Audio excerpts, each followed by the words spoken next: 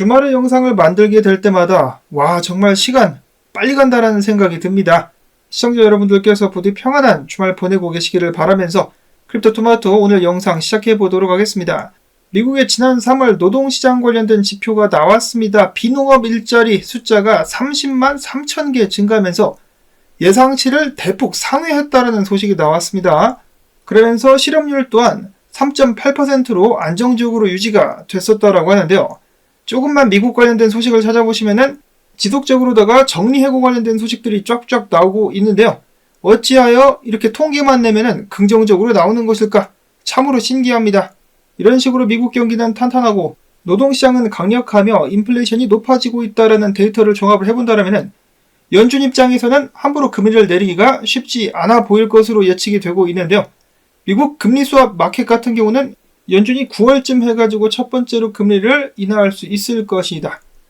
모건 스탠리 같은 경우는 6월까지는 일단 준비를 하고 4분기 정도부터 시작해가지고 금리를 내릴 수 있을 것이다 라는 비슷한 의견을 냈는데 올해 4차례에 걸쳐가지고 금리를 내릴 수 있을 것이다 라고 이야기를 하고 있었습니다. 반면에 미니아폴리스 연준 총재 같은 경우는 올해 금리 인하가 필요 없을 수도 있다라는 폭탄 발언을 하기도 했었는데요. 그것에 대한 근거로는 여전히 경제가 강세를 유지하고 있기 때문이다 라고 이야기를 하기도 했었습니다. 제 채널에도 미국에 사시는 분들께서 몇 차례 댓글을 달아주셨는데 전혀 그렇지 않다라고 말씀을 해주신 바가 있습니다. 연준 입장에서는 개돼지는 속이야 제맛이라고 생각을 하는 것인지 한편 노동시장에 긍정적인 지표가 나왔음에도 불구하고 미국 증시 같은 경우는 오늘 일제히 반등을 이어가는데 성공을 하고 있습니다. 달러 같은 경우는 잠깐 강세를 보였었다가 다시 약간 수그러든 모습이 보여지면서 104.33포인트를 기록을 하고 있는 가운데 비트코인은 어제 저항을 뚫어야 된다라고 말씀을 드렸었는데 뚫지 못하고 흘러내리고 말았습니다. 67,378달러, 이더리움은 3,308달러에서 거래가 진행이 되고 있는데요. 과연 주말 동안에 유의미한 반등을 보여줄 수 있을 것인가? 일단 어제 나온 데이터에 의하면은 비트코인 현물 ETF에 성공적으로 자금이 유입되기도 했었습니다. 1억 680만 달러가 순유입 됐었다라고 하는데요. GBTC에서 7,930만 달러가 유출, 블랙락 같은 경우 다시 한번 기여를 올리면서 1억 4,400만 달러를 유입시키면서 전체적으로는 유입이 이어졌었습니다. 여전히 이어지고 있는 비트코인에 관련된 수요. 조만간에 모건 스탠리와 UBS 측에서 조만간에 고객들에게 현물 ETF 상품을 제공하게 될 것이다라는 소식이 나왔었는데요. 이 둘 중에 어느 곳이 먼저 시작할 것인가? 업계에서는 또 여기에 관심을 기울이고 있다라고 합니다. 특히 UBS 같은 경우는 블랙락이 이번에 현물 ETF 중개업체로 브로커로서 추가적으로 선정을 하는데 포함을 시키기도 했었다라고 하는데요.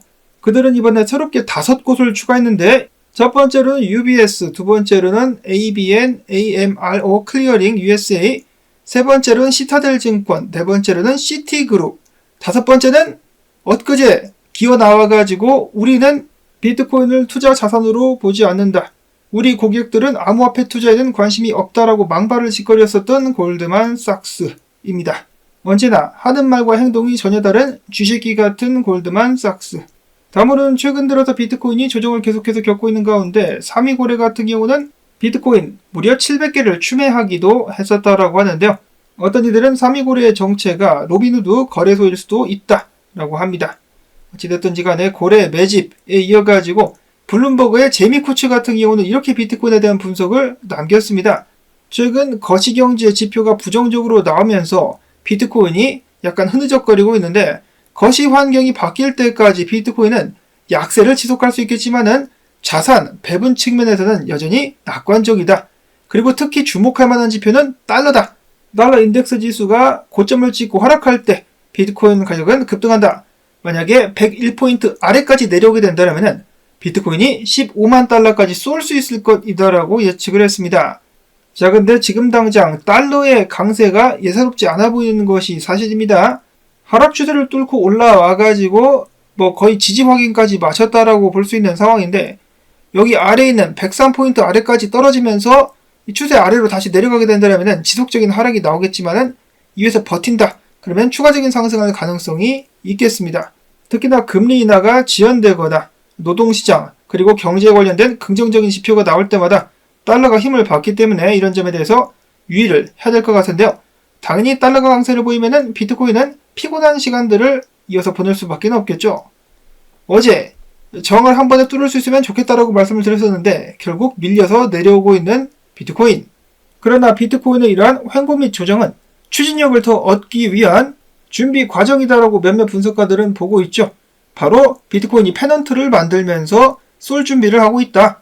첫 번째로 케빈 스벤슨 분석가 같은 경우는 일본 기준으로다가 비트코인 가격과 RSI 상에서 상승 다이버전스가 생성이 되고 있기 때문에 조만간에 다시 한번 힘을 쓰면서 73,800달러를 돌파할 가능성이 있다라고 밝혔습니다. 에드엔엘 분석가 같은 경우도 어제 정을 정확하게 짚어냈는데요. 마찬가지로 페넌트가 이어지게 된다라면 이런 식으로다가 와리가리를 치면서 사람들을 고통스럽게 만든 후 상승할 수 있을 것. 로만 분석가 같은 경우는 며칠 전부터 마찬가지로 똑같은 이야기를 하고 있었습니다. 비트코인이 쏘긴 쏠 건데 좀 더 시간이 필요하다라는 의견들. 그리고 비트코인 하베베라는 분석가 같은 경우는 자주 비트코인 분석을 공유하지는 않지만은 공유할 때마다 제대로 맞추는 모습들을 보여주곤 했었는데 그는 지금 현재의 모습이 과거 비트코인이 27,000달러 근방에서 조정받고 있을 때의 모습과 비슷하다라고 이야기를 하고 있습니다. 그때 당시에도 이런 식으로 상승했다가 쭉 빠지면서 추가적인 하락이 나올 것이다 라면서 많은 사람들이 부정적인 지표에 집중을 하고 있었는데 그때 당시 나는 그와는 정반대로 쌍바닥을 보면서 추가적인 상승을 예측을 했었는데 그대로 갔었다. 지금도 마찬가지임이라고 하면서 조금 더 축적 후에 추가적인 상승이 나올 수 있을 것으로 상승의 베팅을 하고 있었습니다. 그래서 모든 분석가들 약간의 축적 및 조정이 더 필요할 수는 있겠지만 비트코인은 더 쏘게 될 것이다 라고 이야기를 하고 있는 것이죠. 이들의 말대로 지금 좀 지루한 장이 계속되고 있는데 조만간에 다시 한번 신나는 시간들이 찾아올 수 있으면 좋겠습니다. 다음으로 해서는 테더 발행량이 다시 한번 또 주목을 받고 있습니다. 지난 3일 동안 무려 30억 달러치의 테더가 추가로 발행이 됐으며 이 중에 85%가 거래소로 흘러 들어갔다는 것인데요. 자, 이 돈으로 뭘 할까? 무엇을 살까? 언제 살까? 암호화폐 시장 반등 좀 해주면 안 되겠나? 라는 그런 기대감들이 나와주고 있습니다. 자, 한편 지금 보시는 차트는 비트코인 도미넌스 차트인데요. 비트코인에 대해서 상대적으로 힘을 못 쓰고 있는 알트코인들, 도미넌스가 상승하면 상승할수록 알트코인들은 괴로울 수밖에 없겠습니다. 저항을 뚫고 올라가는 모습을 보여주고 있는 비트코인 도미넌스. 그와 동시에 이더리움의 사토시 차트 또한 데드크로스가 나오면서 이더리움이 비트코인 대비해가지고 힘을 쓰지 못할 것이다.